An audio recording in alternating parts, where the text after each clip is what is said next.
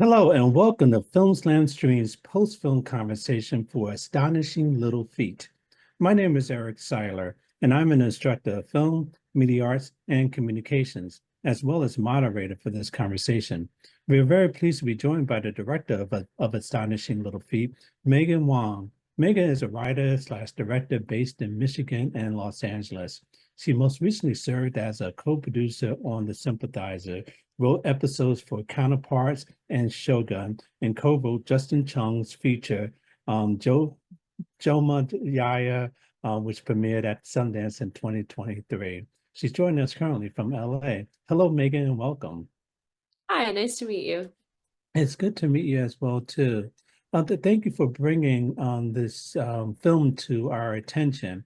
And I understand you read a story about Alpha Moy and decided to make a film about it. Tell us a little bit about how you read the story and why you decided to make this film. Yeah, so I was reading The Making of Asian America by Erica Lee, and she just mentions Ah Fong Moy in a line in her book about how she was the first documented Chinese woman to come to the United States, and essentially the first documented Asian woman. And of course, there could have been other people. This is just the first one that we know for sure happened. And it talked about, just in this very small line or paragraph, how she was brought by merchants so that people could see her very peculiar bound feet in order to make money. And I think when I read that, I just became instantly curious. Who was this woman? How did what she go through experience impact how we see Asian American women today? And so I wanted to make a short film about it. Well, good. And not only just a short film about it, but creating a period piece, which takes a lot of research into creating. Tell us a little bit about some of the research that you did to try to create an authentic look in this film. We did a lot of research. The main book we used, in addition to different research articles and JSTOR articles, is a book called The Chinese Lady, Ah Fong Moy in Early America by Nancy Davis.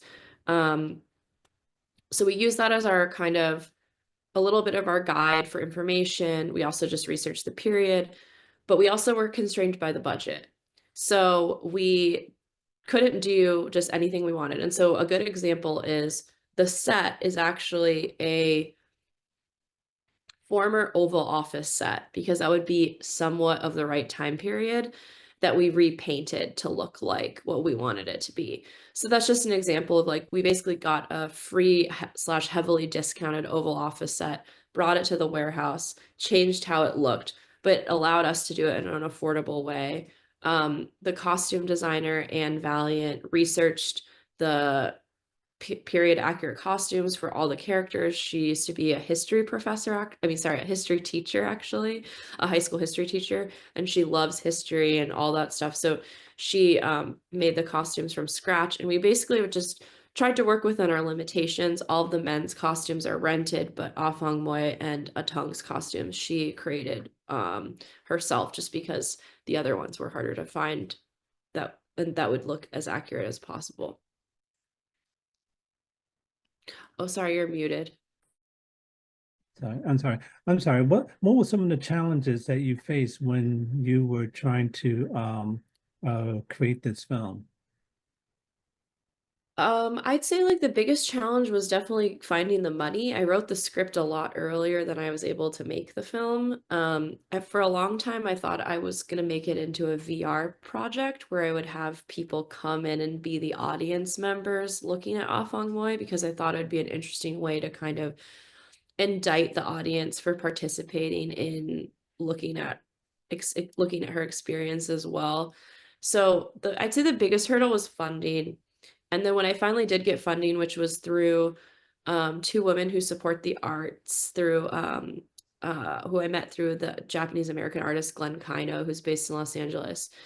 Then the next challenge was actually time, because they wanted me to complete the film in a certain amount of time. So usually I try to spend quite a bit of time prepping, just because we often don't have the resources to do everything we need. So I try to give my team more time. So I would say like once I found out we had the money, I think we only had like around 2 months to put the production together. And that would be like the other biggest challenge.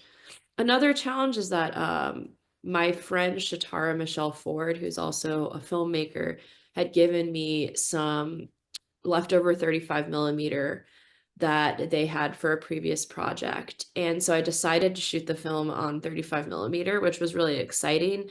And also when we shot it, it was when it's kind of weird to say, but like once people were allowed to shoot in the pandemic, it was so hard to get a camera in LA. I can't even tell you. Like everybody was shooting stuff and Arri Alexas were so expensive.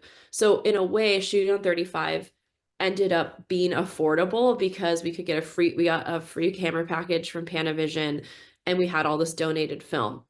The thing that was hard is that I'd never shot such a long dialogue scene with so many characters on film that I felt that we were running through film really quickly in a way that created a different kind of anxiety I wasn't used to because my background is more in I mean, if you've seen any of my other work, it's like music videos or short films that don't have dialogue.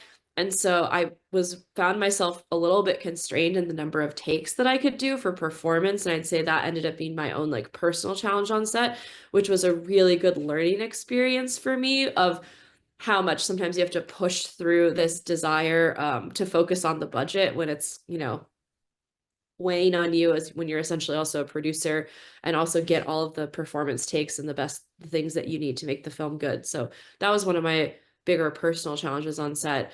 I mean, another challenge, the whole film was pretty hard, was finding actors that spoke Cantonese because I was really committed to having the film in Cantonese and not Mandarin. And obviously most people today they tend to lean more Mandarin. But when Ah Fong Moy came here, she would have spoken Cantonese, and that's also what my family speaks. My dad's grew up in Hong Kong. He's Chinese Vietnamese, so I really, really wanted them to speak that language, especially since it's becoming less and less common and easy to learn.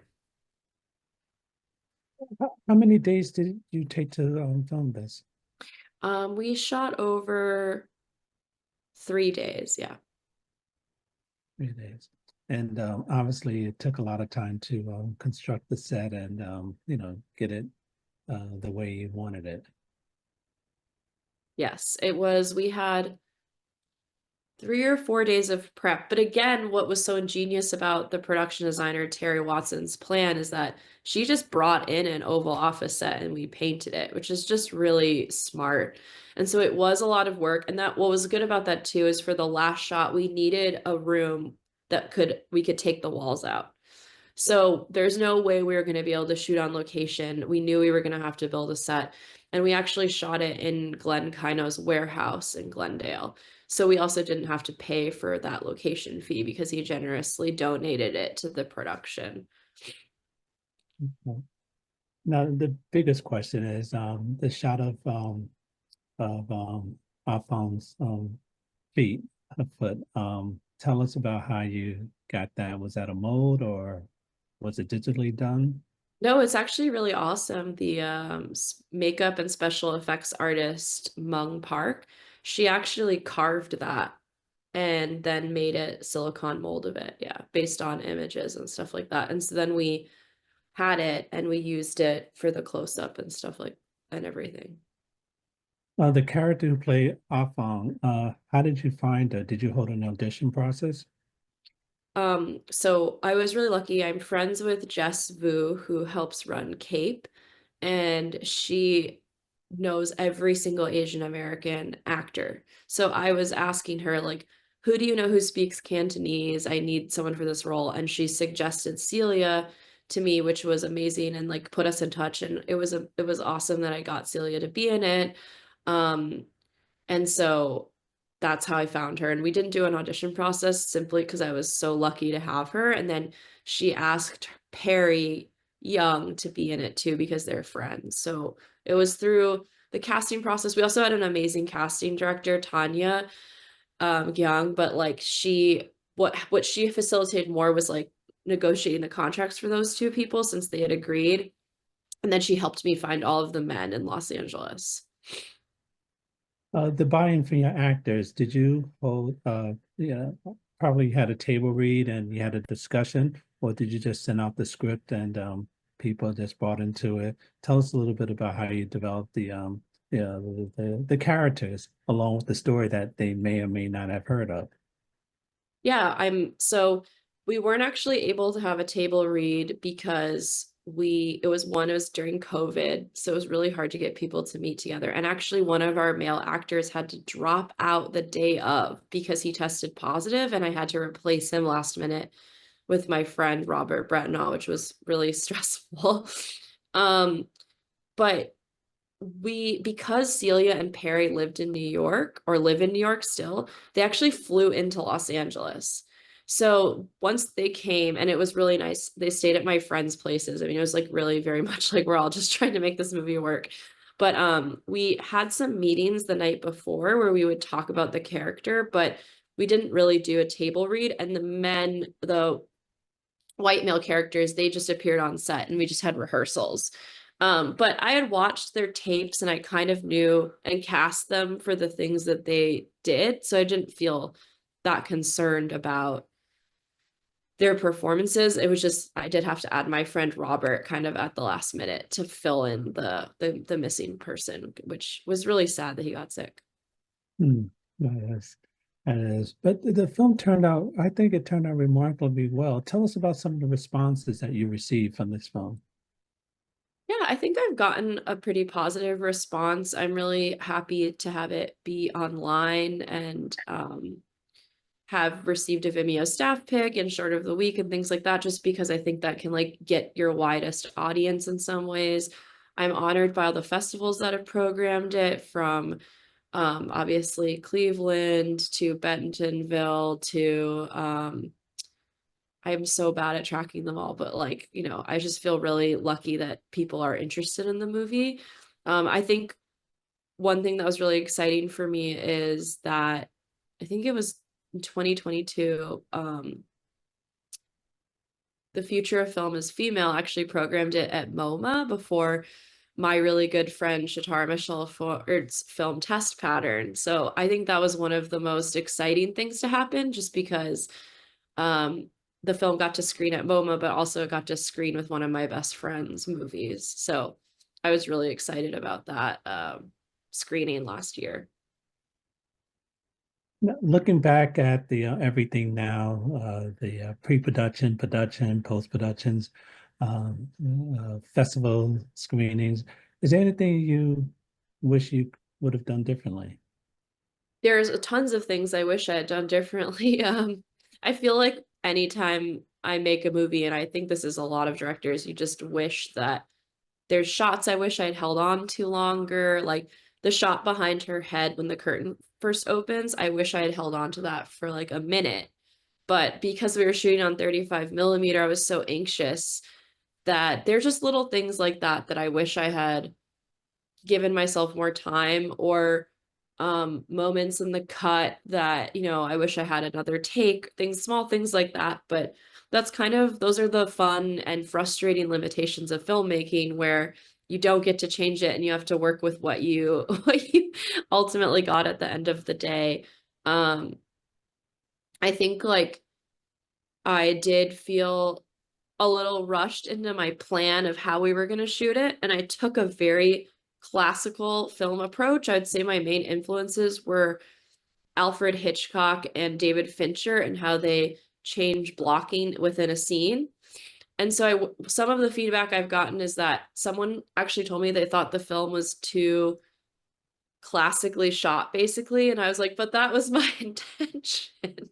So it's just interesting how I think in our current landscape, a lot of people want movies that have a really strong formal choice. And for me, I was like, I've gotten feedback that was like, I wish it was all in her point of view. And I really didn't want to make a film that was all in her point of view, because I feel like that ends up feeling like trauma porn. And sort of the important thing to me in the movie is that as much as we can relate to her, I would actually argue most of us relate more to the men watching and exploiting her. That's actually more the position we occupy in our lives. And so I wanted there to be a bit of like a shared perspective between the women, between her experience, the Atang who's in the middle, and the men who are putting her in that position. I feel like making it through a single person's point of view is actually a bit of a cop out for this specific story. Um, so those were just things that I was thinking about and how I constructed it. And I think a lot about the scene in Seven, which by David Fincher's film Seven, where you see Brad Pitt, Morgan Freeman, and you can see how he changes the way the camera angles move and the blocking in order to create almost like a shift in perspective. So those were my main influences thinking about how to direct the movie. I think it was an intelligent move to not focus from her vantage point, because when I know when I screened the film, I it was almost like I'm sure a lot of people had the same thing. Is this really happening? Are these men really doing this? And I was wondering, where is it going to go? Where you built the tension with the music and your camera angles and so forth. And I think it just came out well just by telling from that perspective. And you understand during that time in this country, how things, was a divided country and so forth. And people just thought a certain way. And you just make it seem like it was just, hey, this is just how people behave. And I think that came across well. Thank you. Yeah, and I think that's true. Like it's uncomfortable, but they obviously thought it was okay enough to do it. So Right. It's just like another normal day. Um, so what's next for you? Are you currently working on anything now that we can see in the near future? yeah, I'm actually currently on Shogun season 2. That's my main job at the moment. And then I have some other stuff in development. I have a show with A24 that's in development, and then I have some features I'm trying to get off the ground, and we'll see if I can make them. I do have a feature idea based on this short, but not as a biopic, more as kind of intercutting between an actress playing this character in a movie and how that impacts how she sees herself. Oh, great. And you plan on using the same production designer probably? I would love to use her. I mean, she's the person I work with the most. Terry and I have worked on a lot of projects together, so it'd be as long as she's available, she will be my production designer if I'm allowed to have her. That'll be great. Maegan Houang, director of Astonishing Little Feet. Thank you so much for joining us today, and all the best to you. Thank you so much for having me. And thank you to our audience for joining us for this important and invigorating conversation. For more information about our upcoming events, please visit us at clevelandfilm.org. I'm Eric Siler. Thank you.